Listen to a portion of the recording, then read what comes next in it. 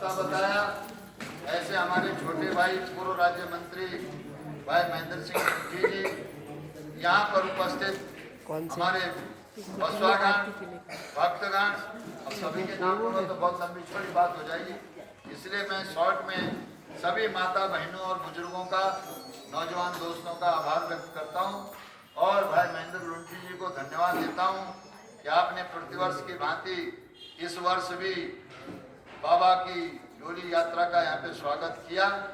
इसके लिए आप सभी के लिए मैं प्रार्थना करता हूँ भगवान विश्वनाथ जगदीश शिवा से कि आप सबका जीवन चिरायु हो, स्वस्थ हो, संपन्न हो और आपके घर में रिद्धि सिद्धि का वास हो, शांति हो। ये मेरी भगवान विश्वनाथ जगदीश शिवा से प्रार्थना है। साथियों, ये डोली इस वर्ष 8 तारीख मई को हरिद्वार से चलेगी और 8 तारीख के बाद हरिद्वार जिला, देहरादून जिला, उत्तरकाशी, टिहरी, पौड़ी, चमोली, रुद्रप्रयाग, बागेश्वर और उसके बाद आपके पिथौरागढ़ के अंतिम छोर आपका जो गुंजी, आपका आदि कैलाश और ओम पर्वत, तवाघाट, तमाम जगहों से होते हुए आज यहाँ पर पहुंची है। इस डोली के चलने का जो मुख्य उद्देश्य है विश्व में शांति कायम हो। दूसरा उद्देश्य है जो हमारी देव संस्कृति है वो जिंदा रहनी चाहिए। तीसरा उद्देश्य है कि जो हमारे 4 मुख्य धाम हैं, यमुनोत्री, गंगोत्री, केदार, बद्री, इसके अलावा उत्तराखंड में 1000 शक्तिपीठ ऐसी हैं जिन शक्तिपीठों के बारे में वेद और पुराणों में है, लेकिन आम जनता को इसका पता नहीं। तो 1000 शक्तिपीठों का चिन्हीकरण हो।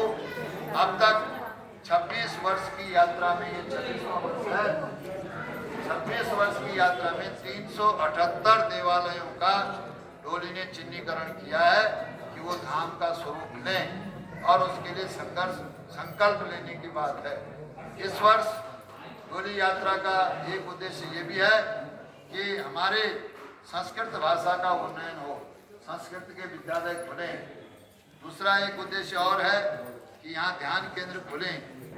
एक प्रमुख उद्देश्य इस बार 8 मई से जो हम हरिद्वार से चले और पूरे जनपदों से जो घूम के आ रहे हैं, वहाँ पर जितने देवालय में हम गए, वहाँ पर हमने एक प्रार्थना ये की कि जो हमारा पड़ोसी देश पाकिस्तान है और जो कुत्सित हरकत वो हमारे देश के प्रति करता है, ऐसे देश का विश्व के नक्शे से नामो निशान खत्म होना चाहिए। ये हमने सारे देवी देवताओं से प्रार्थना की। साथ ही हिमालय की आरती, सभी देवी देवताओं की आरती आदि में की, उन्होंने इतनी अच्छी आरती गाई है।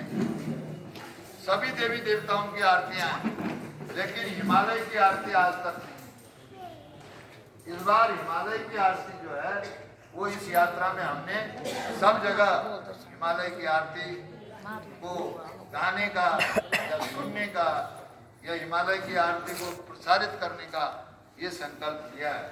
हिमालय रहेगा तो सृष्टि रहेगी, हिमालय नहीं रहेगा तो खत्म सब।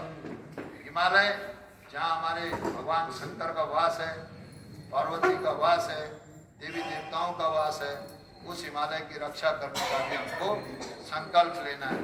तो इस समय आप सब जितने भी लोग यहाँ पे आए हैं, हिमालय की आरती को भी आप लोग सुनेंगे।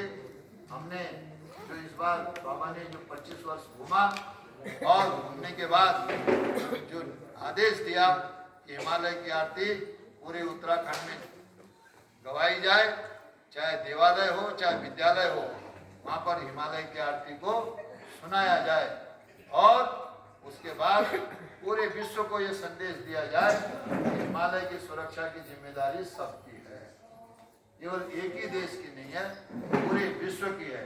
तो ये हिमालय आरती का कंसेप्ट इस समय इस यात्रा में है। मैं मेरे साथ